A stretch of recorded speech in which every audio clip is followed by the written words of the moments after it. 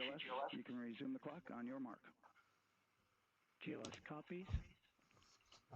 3, 2, 1, mark. GLS mainline has been initiated. T-minus 10 minutes and counting. And that begins terminal count. Our new T0 is 6:35 p.m. Eastern Time. 6:35 p.m. Eastern Time. We are now counting down to liftoff of Artemis II.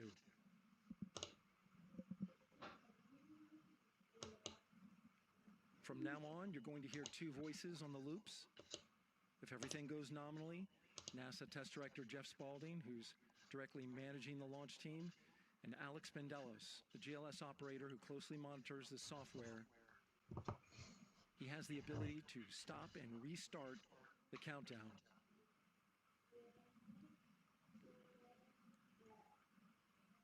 A lot of people ask about whether there's a launch button. There certainly is not. Flight and rock. Our new T0 is 22, 35, 12. Houston flight copies. 22, 35, 12. Affirm. There you go. Confirmation of the exact T0, 6:35 and 12 seconds p.m. Eastern Time. Again, our T0 is 6:35 and 12 seconds p.m. Eastern Time. But as I was saying, there's no launch button. This is autonomous. But there is a button that keeps you from launching, and that button allows the GLS operator to pause the countdown outside of terminal count and during terminal count and submit a hold to the next holding point. So the clock won't stop right away. If there's an issue, we'll go to the next stable holding point. This is how GLS configures the rocket and ground systems to a stable point where they can stop the countdown if that's needed. But right now, we are counting down. Our next big milestone, looking to retract the crew access arm. GLS's go for crew access arm retract. And there you see the crew access arm moving away.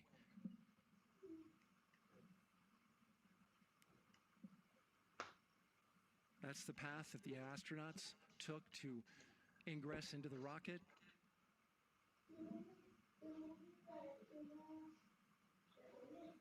Until this point, that was their way off the pad if they needed to evacuate. But now with that arm retracting, the backup transitions to a launch abort system. And they'll begin arming that shortly.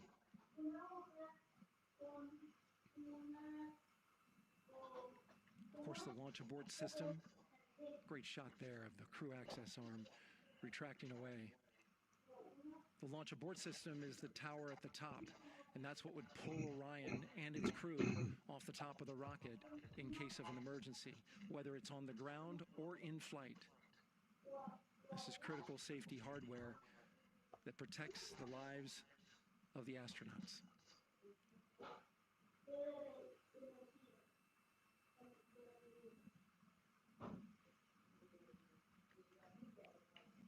Starting at T-minus 6 minutes, the GLS will start bringing that and other high-energy systems online, starting with core stage pressurization.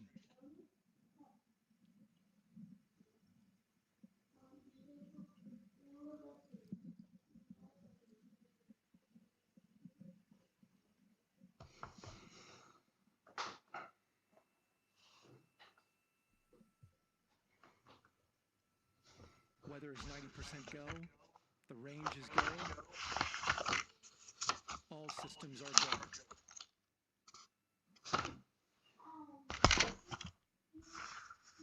GLS is go for core stage tank pressurization.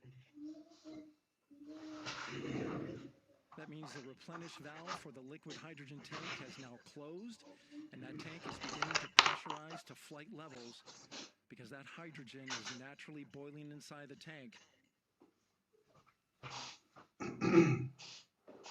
We'll get the liquid oxygen tank a little later in the count. Now the team is waiting for verification that, if needed, the Artemis II crew could use the launch abort system to pull Orion safely off the top of the rocket in an emergency. Let's listen in for that call. GLS verifies last capability available. And CDR, do you copy? CDR copies, last available. That's great news, and you heard the NTD verify that with the commander of the mission. GLS is go for FTS arm. Now work is being done to arm the flight termination system. This is so the range safety can send a flight termination command if the rocket flies too far off track. There's a brief built-in delay so the launch abort system has time to pull the astronauts to safety go for first. LH2 high flow bleed check. All right, the high flow bleed check. That's so the cryo team gets verification that the RS-25 engines, all 4 of them, are in the proper temperature range for launch.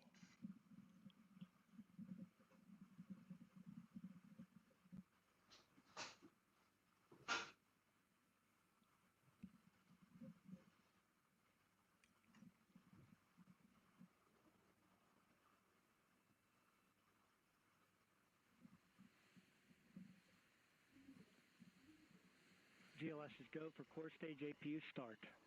Core stage APUs start. Those are auxiliary power units, high-speed turbines which provide pressure to hydraulic pumps that steer the RS-25 engines. We're going to see a gimbal test a little later at T-minus 2 minutes and 30 seconds. This is what allows that to happen.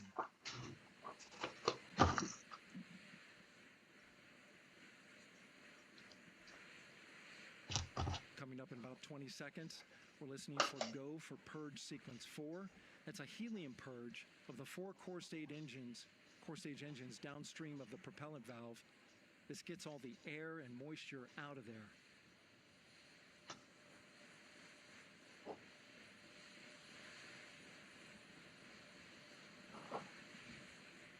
GLS is go for purge sequence 4. Moving through the milestones. All is looking good.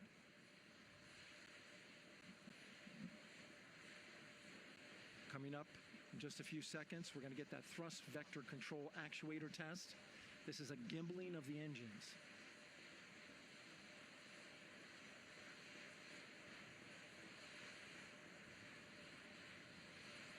There are the 4 RS-25s, 3 of them shuttle heritage, 1 of them built from shuttle parts.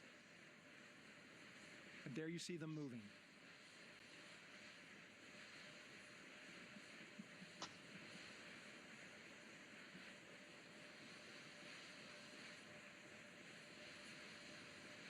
Now we're going to start moving the power from both the upper stage and the lower stage of the rocket to internal, taking ground power away and now going to battery power. GLS is go for upper stage to internal power. All right, power is removed from the rocket's upper stage, the ICPS, and it's been switched to battery. Same milestone for the lower core stage coming up at T-minus 1 minute and 30 seconds. Right now, the 4-person Artemis II crew is 248,000 miles away from the moon. And if all goes well, they will fly by it in 6 days. GLS is go for core stage to internal power. All right, there's the rocket's core stage, which houses 3 flight computers, is now on its own power. There's no more hold time because there's no more margin on these batteries. So we would have to recycle back to T-minus 10 to recharge if we had a hold.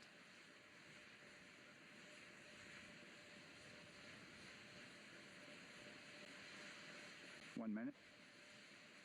Right now, the rocket does not know what the T0 is, but coming up at T-minus 33 seconds, control shifts from the ground launch sequencer to the rocket's onboard autonomous launch sequencer, or ALS. The rocket will count itself down, but honor any holds that could come from the ground. Now, shortly after liftoff, Houston will take control of the rocket, and my colleague Gary Jordan will take over commentary. GLS is go for ALS. Great call out. The rocket is on its own. 4 brave explorers ready to ride the most powerful rocket NASA has ever launched. Sound suppression water is flowing. 15. And here we go. 10, 9, 8, 7, RS-25 engines lit. 4, 3, 2, 1. Booster ignition. And liftoff.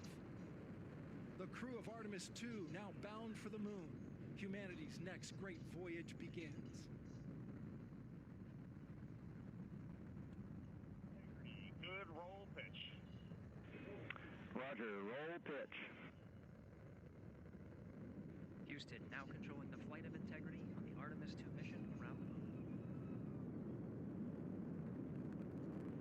Integrity, AMT high.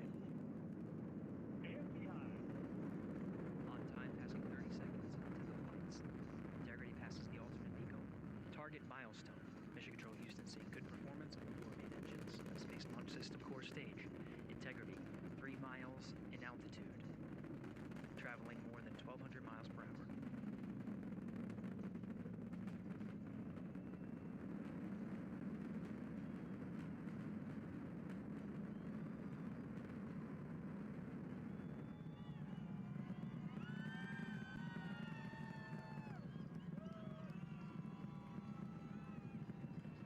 Mission elapsed time, passing 1 minute, approaching max Q. On, Ponce de Leon. Stan, we have you loud and clear on Ponce de Leon. Have you the same? Communication signal transfer confirmed as Integrity and its crew go supersonic. Approaching 90 seconds into the Artemis II mission.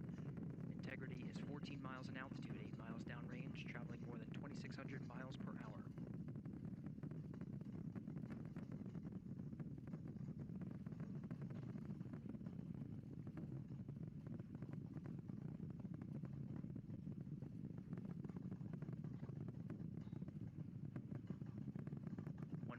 Seconds of mission elapsed time, standing by for main engine throttle down to 85%, ahead of solid rocket booster separation, expected at the 2-minute 9-second mark. We see throttle down.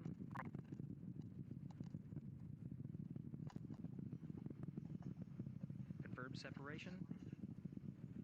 Main engines throttling up, guidance converged.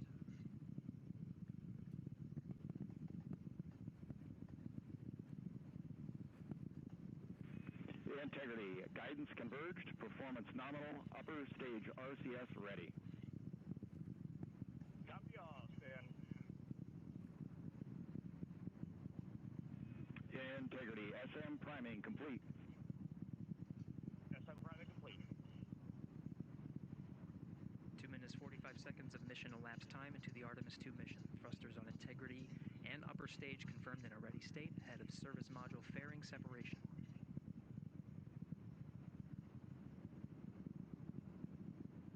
3 minutes into the flight, Integrity 49 miles in altitude, 78 miles downrange, now passing 5,000 miles per hour.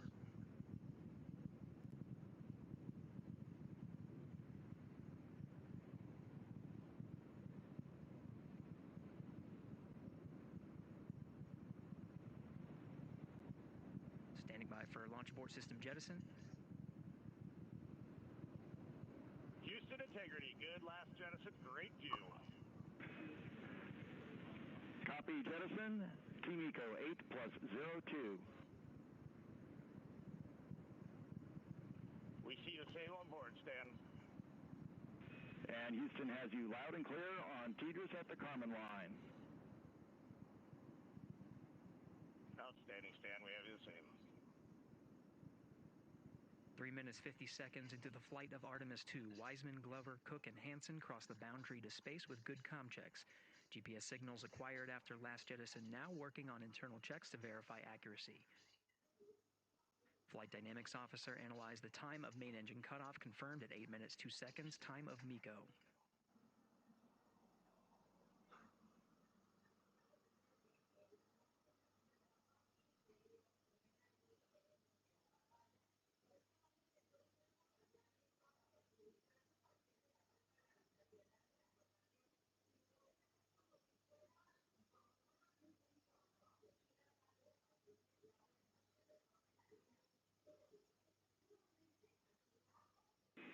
Integrity, GPS processing. Standing stand, we see the same, and we have a beautiful moonrise. We're headed right at it.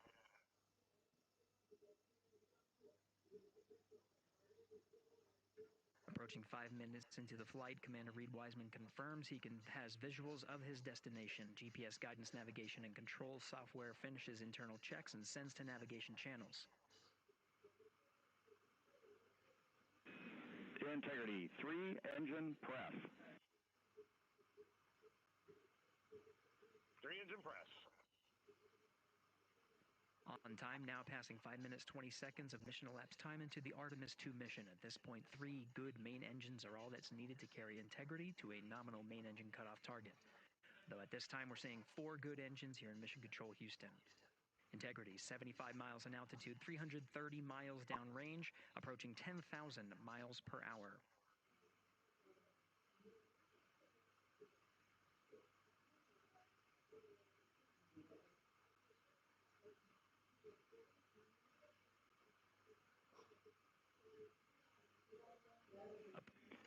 Integrity, looking good at 6 minutes. Same on board, Stan.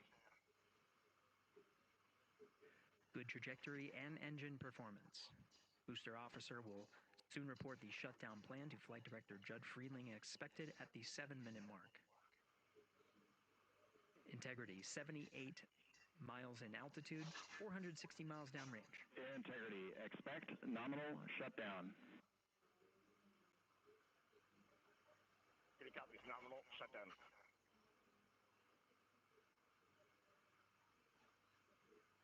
Six minutes 40 seconds of mission elapsed time. Shutdown plan is as expected. Again, the time of MECO was confirmed at 8 minutes 2 seconds into the flight.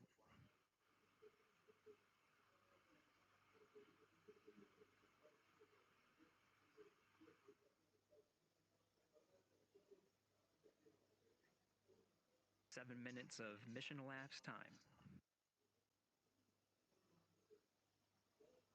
Throttling down as we approach the abort once around option.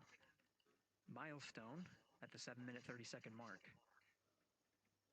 Now 84 miles in altitude, 650 miles downrange, traveling more than 15,000 miles per hour. Integrity, AOA open. AOA open. The window is now open for an abort once around option that would target splashdown in the Pacific Ocean. Still following nominal ascent at this time.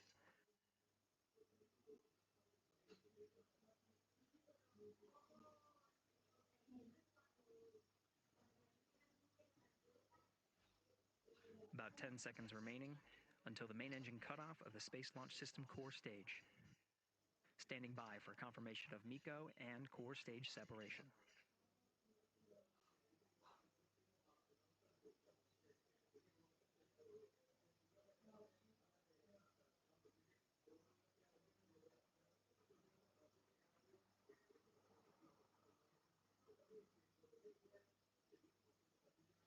Integrity, nominal MECO, core stage separated.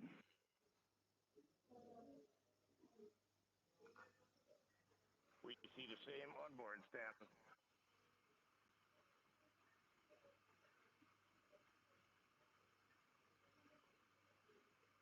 8 minutes 40 seconds into the flight, we have a nominal main engine cutoff heading in the right trajectory on the way to swing around the moon.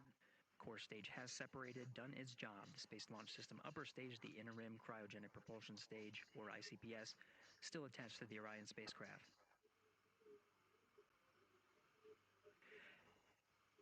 Nine minutes of mission elapsed time. Integrity crew of Reed Wiseman, Victor Glover, Christina Cook, and Jeremy Hansen now in orbit around the Earth at the beginning of their journey to the moon.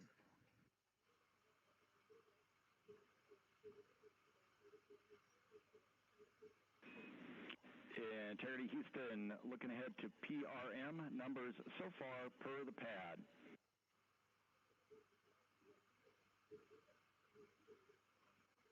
Copy that, Stan. Numbers for the pad.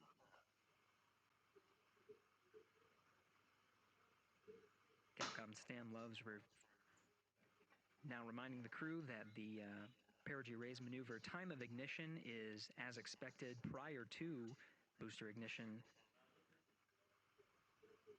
That time being 49 minutes, 50 seconds of mission elapsed time.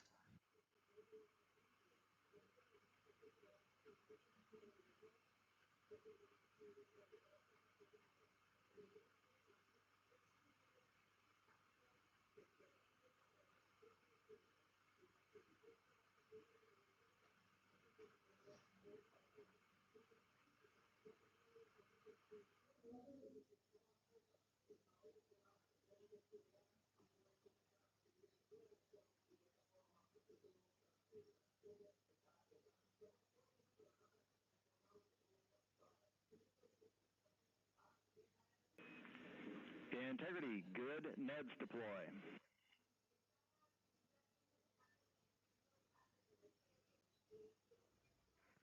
Copy that span. Good, Neds.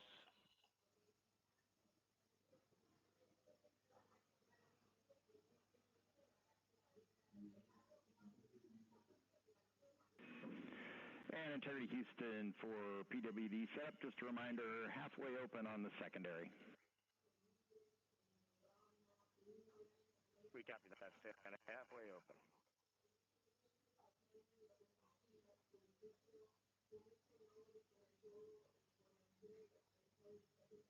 Passing 11 minutes of mission elapsed time.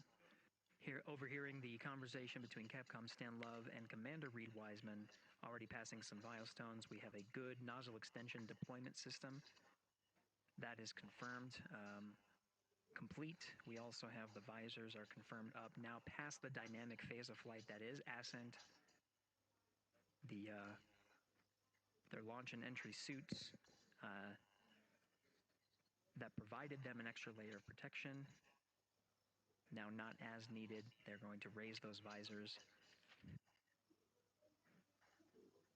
And later in today's mission, they will begin to egress or get out of the suits to begin some of their initial tasks of activating some of the systems aboard in the Integrity spacecraft. It's passing 12 minutes of mission elapsed time. Again, the perigee raise maneuver that's targeted near 50 minutes of mission elapsed time, 49 minutes, 50 seconds. That's what the crew is going to be working towards. The Commander Reed Wiseman, pilot Victor Glover will focus on preparing for that milestone. In the meantime, mission specialist Christina Cook and Jeremy Hansen will start some of the activation of environmental control life support systems. You may hear confirmation of their activation over the Orion to Earth communication network.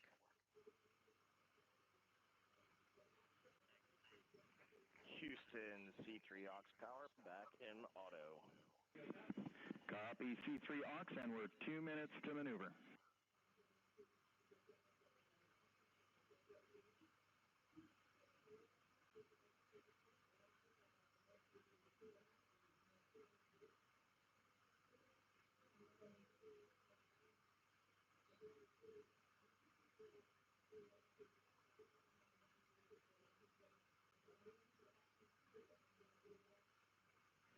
"13 minutes and 30 seconds of mission elapsed time. We're going to continue to follow the crew of the Artemis II mission. They are beginning their journey around the moon to verify the systems that will take us to its surface. An incredible ascent. Artemis II is underway. Reed Wiseman, Victor Glover, Christina Cook, and Jeremy Hansen begin their journey to the moon. Still milestones to come up as we await solar array deploy and the critical burns that will get Integrity into high Earth orbit around the Earth before engines are fired to get us around the moon. We'll keep tabs on Integrity and its crew from here in Mission Control Houston. But for now, we're going to send it back to you, Megan and Nicole at the Kennedy Space Center. Very jealous to hear how the launch experience was over on the Space Coast. Yeah, Gary, if people are just joining us, welcome back to the Space Coast, where we just saw Artemis II lift off 14 minutes ago. And wow, what an amazing launch, and an emotional one too, as soon as the rocket lifted off, Nicole. You had tears in your eyes, I had tears in my eyes, and we had all these people around us cheering. It was amazing. Yeah, the energy was wonderful. I mean, it was a beautiful launch. We've got 4 friends and family members headed to the moon. It's pretty amazing. Yeah. How does that make you feel as someone who, is an astronaut as well, but also, as you said, friend? Yeah, so proud of them. Man, we don't have the words in the English language to describe this kind of an event, and pride, love, so many emotions. They are truly breaking some barriers, and hopefully, as Gary just said, they've got a long day ahead of them, so wishing them well on everything, but so far, what a beautiful launch to watch. Yeah, to be returning to the lunar orbit in more than 50 years. Maybe they go farther from Earth than any other humans before them. Maybe they see parts of the moon that we've never seen before. I mean, what a great start to what could be all of these milestones that we break in just a 10-day mission. Yes, what a way to welcome in the Artemis generation. Yeah, how do you feel? I mean, we saw some beautiful shots we were covering of course, the rocket, of course, the Earth falling away as we continued up into our ascents, but also some of those crowd shots where we saw young and old, just emotional, overcome by this history-making moment. Man, we are going back to the moon for all, and we saw that today. We saw that in all the crowds. And yeah, you guys just saw that view, the sunrise or sunset, I guess. They just made it over the crest of the Earth, and you could see the sun peeking over. One of my favorite views from space. And I can't imagine what they're looking at now, and I can't wait to see what they're looking at in about 5 or 6 days. Yeah, and I know a lot of people are like, you know what, I'm so surprised this launched on the first try, because we know, like any little thing, we have to be keeping safety in mind, and we want to make sure we're ready to go. But we were ready to go, and I think it surprised a lot of people. What a wonderful surprise on this Wednesday evening. It did, and it kind of surprised me as well. But it's just a testament to the team here that has been working so hard on Artemis. Artemis 1, we learned a ton of lessons. We learned a ton from the wet dress for Artemis 2. We were able to go in, fix those things. We even had a couple mishaps today, not mishaps, but a couple, anomalies today that the team creatively came up with solutions for. It's just a testament to the teamwork that gets us to the moon. And so we can continue to watch Christina, Reed, Victor, and Jeremy on their way now to the moon in Earth's orbit and awaiting the next in-flight milestones, deploying Orion's solar arrays. So why don't we get back in with Mission Control and Gary. Hey, thank you, Megan. Again, we're following along in the action. It is a long day. They have a number of procedures